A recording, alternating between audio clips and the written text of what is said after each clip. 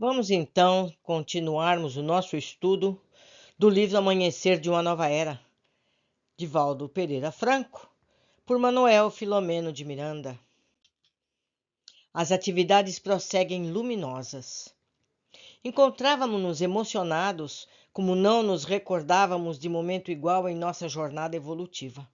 Os acordes do amor cantavam ternura interior e podíamos perceber o inaudito júbilo que todos vivíamos naquele momento. Em situação diversa, estavam os acompanhantes do rabino que gritavam, solicitando sua libertação, ameaçando de permanecerem em sítio demorado em volta da instituição. A operação de socorro aos companheiros que se adentraram com ele prosseguia em clima de bondade, removendo-se uns, libertando-se outros, que fugiam de retorno ao exterior do edifício, unindo-se aos seus compares, e ao irmão Anacleto, visivelmente sensibilizado com tudo quanto ocorrera, aproximou-se do nosso mentor e agradeceu-lhe o socorro incomum. Nós outros não conseguimos absorver todas as ocorrências fascinantes que testemunhamos. Logo que possível, interrogamos o benfeitor a respeito da decisão de Santo de Assis em franquear as portas de saída para o rebelde. Sem nenhum agastamento pela pergunta ingênua, sorrindo, gentil, ele respondeu: O nosso bem-aventurado sabia que a mãezinha do enfermo espiritual acercava-se naquele momento para, com o seu poder de amor e bondade, sensibilizá-lo no difícil transe. O cultivo de um sentimento destrutivo, como o ódio em quase 5 séculos, condensa-se de tal forma no íntimo do espírito que palavra alguma consegue diluir. Torna-se necessária a força incoercível do amor, sem limite, para alterar a consolidação energética. Naquele momento, mais do que explicações e debates, tornava-se indispensável algo que o abalasse pela surpresa e encantamento de tal forma que perdesse o controle da razão e dos propósitos infames acalentados por tanto tempo. As palavras do imitador de Jesus, envoltas em sua vibração de amor universal, tinham como objetivo criar o campo emocional para o reencontro ditoso. Nenhum de nós possui esse poder sublime que ele alcançou pela abnegação e perfeita imitação de Jesus. Somente quem é capaz de amar sem qualquer discriminação consegue alterar o roteiro desditoso daquele que se entrega à loucura e à dissipação. Ele sabia que o revel não tinha como retornar ao lado externo do edifício, desde que, a partir do momento em que se adentrou na sala, passou a beneficiar-se da psicosfera ambiente, desimpregnando-se de pouco em pouco das camadas constritoras e doentias que o asfixiavam e às quais se adaptara. Após a bênção da luz, o ser humano jamais opta pela escuridão. E agora, que irá acontecer com o rabino? Indagamos. Despertando logo mais em nossa colônia, respondeu jubiloso, será atendido demoradamente por nossos amigos psicoterapeutas espirituais, que lhe trabalharão os conflitos, preparando-os para os acontecimentos de que faz jus, pela tremenda rebeldia, pelos transtornos e problemas que haja causado aos seus irmãos desencarnados e encarnados. Logo que seja possível, irá trabalhar para libertar as centenas de comparsas que ludibriou e fixou na região infernal, onde se homiziou, contribuindo para a mudança de conduta de todos eles, vítima da própria e da sua insânia. Ninguém consegue fugir à consciência por tempo total, sendo despertado em momento próprio, a fim de recomeçar do ponto em que passou a comprometer-se, refazendo o caminho. Ser-lhe-á demonstrado que perseguição e morte infames de que foi vítima têm suas raízes em longínquos dias em que, ao lado de Elias, às margens do córrego Quisson, passou a fio de espada os adoradores de Baal com ímpar crueldade e raiva. Não poucos vitimados pela Inquisição traziam esculpidos no ser os sinais daquele antigo massacre, revestido de crueza, porque eram adoradores de Deus pagão, como se um erro pudesse ser resgatado mediante o comportamento criminoso daqueles que se dizem responsáveis pelo destino dos outros. Nada acontece sem que se encontrem encadeados os fatores precedentes. Toda vítima é em si mesma um algoz em recuperação ante os divinos códigos. Silenciou, mergulhando em reflexão que respeitamos. José Petitinga e Jesus Gonçalves, que tudo acompanhavam igualmente tocados nas fibras mais íntimas e que cooperaram durante a remoção dos espíritos que permaneceram no ambiente, comentaram realmente sensibilizados. Jesus asseverou: guardo comigo as chagas inomináveis do verdugo criminoso do século IV e V, quando, na volúpia da loucura e do poder, a serviço de Roma, dizimei vilas, aldeias, cidades inteiras em selvageria incomum, culminando com o tremendo saque da mesma cidade em 410, um pouco antes de desencarnar. Mais tarde ainda, fascinado pelas glórias mentirosas do mundo, cometia hediondos crimes por meio de intrigas na corte francesa, assassinando huguenotes de início, depois católicos rebeldes e as vítimas que ainda gritam por socorro em La Rochelle. A Hanseníase, que me tocou na última jornada carnal, foi-me o medicamento próprio para a enfermidade de longo porte que o espírito conduzia e que somente o tempo e o trabalho podem servir de terapêutica definitiva para a libertação total. Posso, portanto, imaginar o que está reservado ao irmão infeliz que agora começa outro capítulo de vida. Vejo-o, revejo-me, dobro-me ante o sublime fardo do sofrimento depurador, agradecendo-lhe a presença. Concordando inteiramente, Petitinga adiu: também conheço de perto a perseguição e a dificuldade por haver abraçado na terra a consoladora doutrina de Jesus, desvelada pelo Espiritismo. Naqueles dias heróicos do começo do primeiro quartel do século XX, a intolerância clerical de ambos os lados da vida era pertinaz e poderosa. Ante os sofrimentos que se iniciaram nos primórdios da adesão à fé grandiosa, o vinagre do sofrimento, vertendo em quantidade do coração ralado pela dor, fez que procurasse auscultar o mundo íntimo e lá descobrir as causas desencadeadoras do processo iluminativo. Hoje, bendigo todo e qualquer testemunho, procurando no trabalho da caridade o amparo e apoio para a renovação interna. Ao tempo que compartilho com meu próximo tudo quanto os céus me têm ofertado em rica messe de paz e alegria. Chegar o momento de reconduzir os convidados reencarnados aos lares, o que aconteceu mediante a cooperação dos trabalhadores do amor e da caridade. Inúmeros dos espíritos que se haviam adentrado com o rabino na sala e ali ficaram, após a rendição do chefe, optaram pelo retorno, saindo em disparada. Isso lhes foi ortogado, porque o livre-arbítrio é sempre a primeira opção, abrindo espaço para os futuros processos de expiação, quando a rebeldia é permanente. À medida que se apresentavam no exterior, davam notícias da rendição do comandante, gerando pânico e desordem entre aqueles que se submetiam.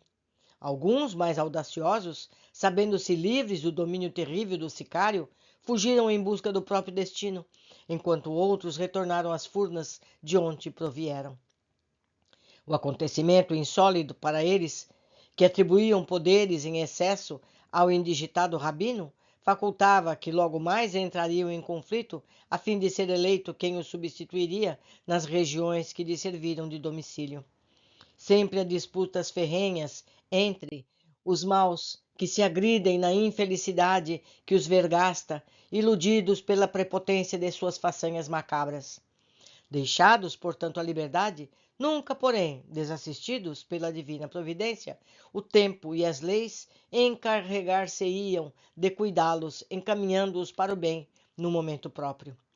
Nossa tarefa dizia respeito ao religioso insano e alguns dos seus cooperadores necessitados de socorro e de misericórdia, ora caridosamente atendidos. Logo depois, havendo ficado alguns dementados e vítimas de zootrampia, sem comando mental, os trabalhadores do Evangelho, do amor e da caridade recolheram-nos em dependência especial da instituição para as convenientes terapias libertadoras da hipnose deformadora e da aflição indescritível de que eram vítimas. Com a área em derredor da sociedade quase deserta dos membros das hostes do mal, observamos a densidade da psicosfera doentia, das formas pensamento incontáveis que pairavam na região em que estiveram por pouco tempo.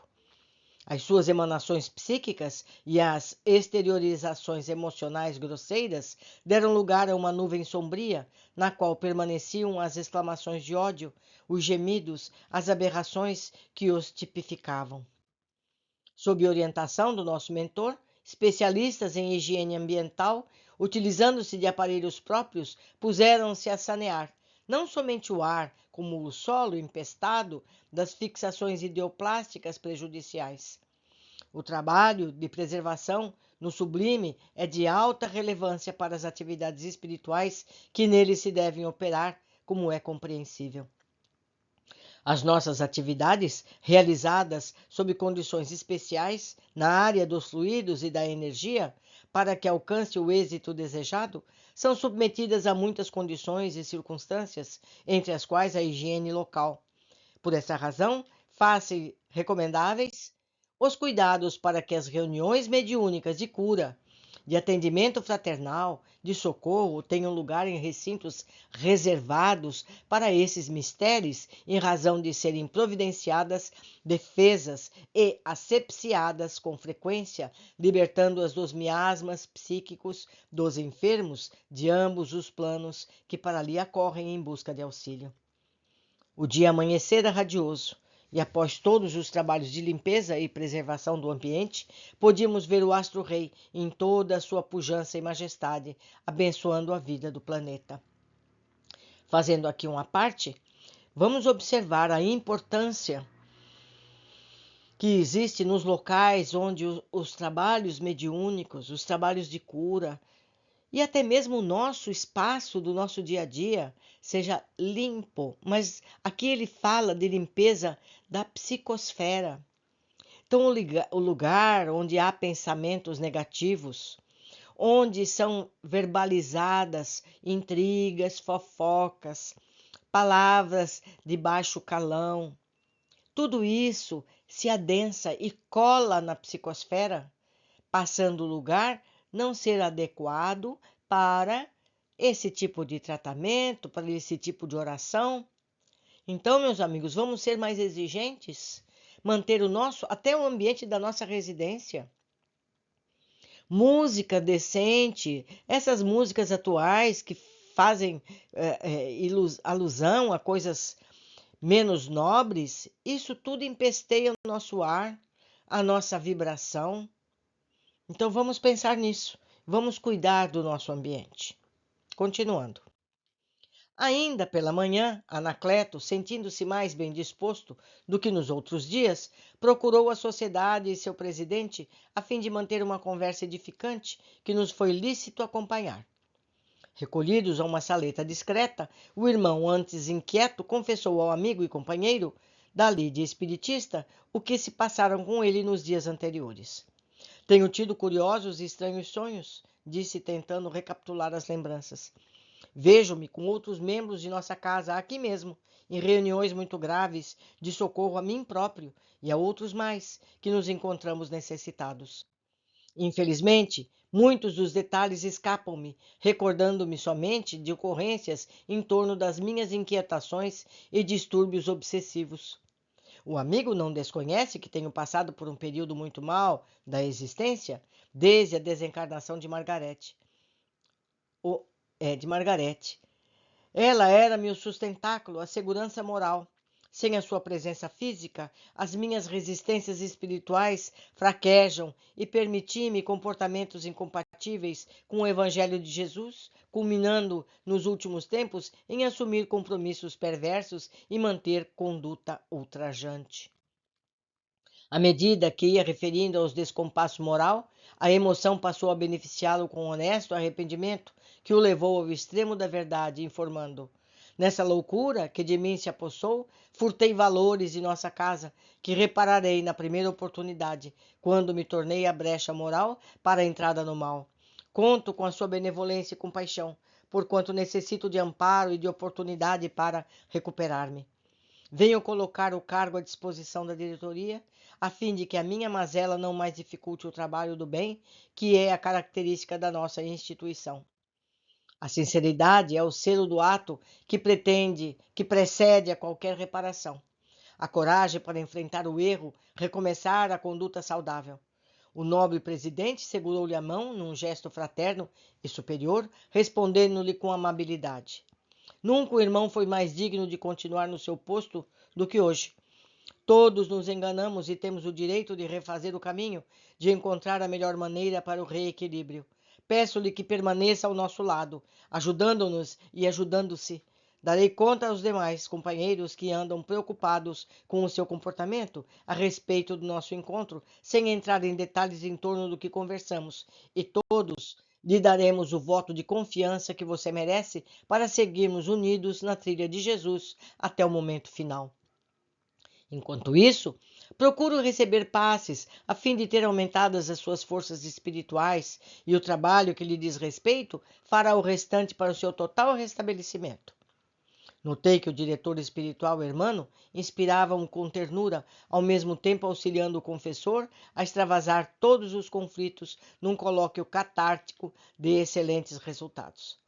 Durante o período em que foi mantido o encontro, efeito da mudança de foco mental do companheiro equivocado, o ser ovoidal que lhe encontrava imantado no chakra coronário agitava-se e emitia sons inarticulados que traduziam revolta e agressividade.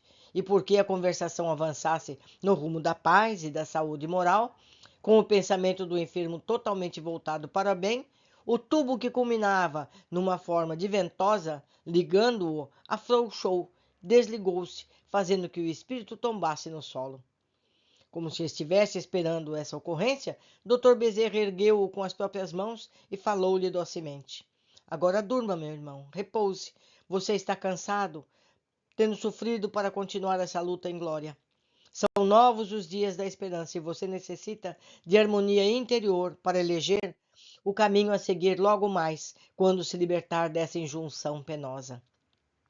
Nunca duvide do amor do nosso Pai, que jamais nos deixa ao abandono. Você, assim, se encontra por livre opção. Em toda a parte está o presente convite da vida para a harmonia e a felicidade.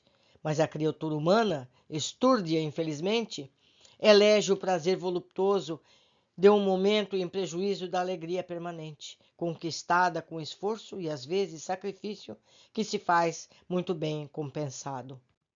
Irmãos devotados irão recolhê-lo a um hospital para a recuperação da sua forma alterada, e a futura reencarnação completar-lhe-á o trabalho de renovação e de paz. Deus o guarde em bênção de harmonia. A agitação diminuiu, o paciente foi entregue a 2 diligentes enfermeiros da casa, que se encontravam a postos, aguardando. Agora, nosso Anacleto terá mais facilidade para autossuperar-se. Desde que resolveu pela mudança de comportamento, alteram-se as faixas de sintonia, campos de vibração mental, facultando a libertação do vingador que o mantinha com ideias extravagantes no intercâmbio hipnótico demorado. As obsessões começam a diluir as constrições sobre o enfermo. Quando resolve-se pela mudança das paisagens mentais que agasalham os parasitas espirituais, dando-lhe sustentação pelo tônus energético que se constitui. Por essa razão, não o libertamos deste último explorador, favorecendo-o com a liberdade de escolha psicoterapêutica derivada da própria vontade. Compreendia a atitude do benfeitor quando o socorrera na reunião a que já nos referimos, deixando aquela vinculação doentia, quando aparentemente poderia ser feita a libertação.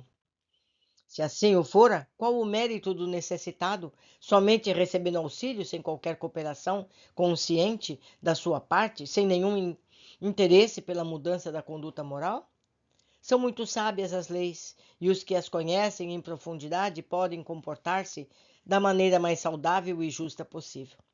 Jubilosos com as ocorrências em torno do irmão equivocado, passamos o dia em atividade socorrista na instituição. À noitinha, no horário habitual ao estudo do Evangelho segundo o Espiritismo, dos passes posteriores, do atendimento fraterno, alegramo-nos por encontrar a jovem Martina, acolitada por Felipe na sala com saudável aspecto. Continuava mergulhada em reflexões, lendo a mensagem de Jesus, deixando-se impregnar pelo seu conteúdo.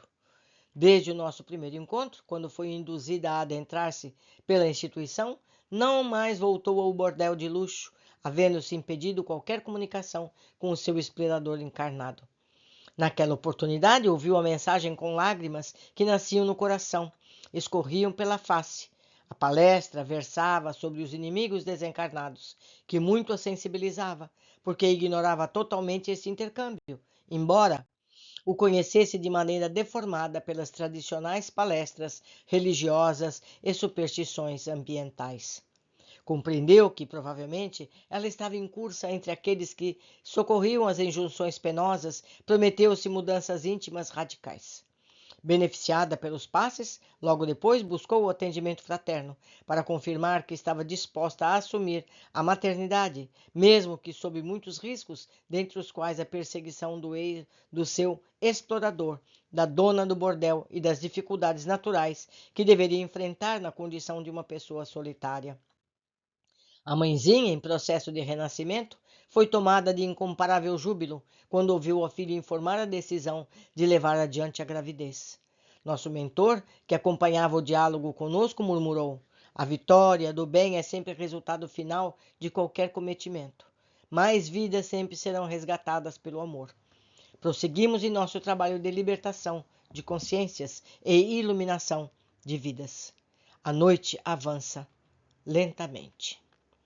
Concluímos aqui mais um capítulo precioso, onde aprendemos muito sobre a higiene dos espaços que convivemos, sobre as situações de obsessão, sobre o arrependimento, sobre o esforço de trabalharmos por nós mesmos. Aprendemos também que não existem inocentes. Todos nós vivemos as dificuldades necessárias para que possamos ressarcir os males que fizemos no passado.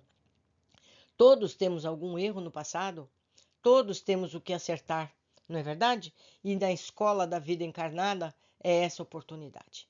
Por hoje ficamos aqui, aguardo todos na sequência do nosso estudo.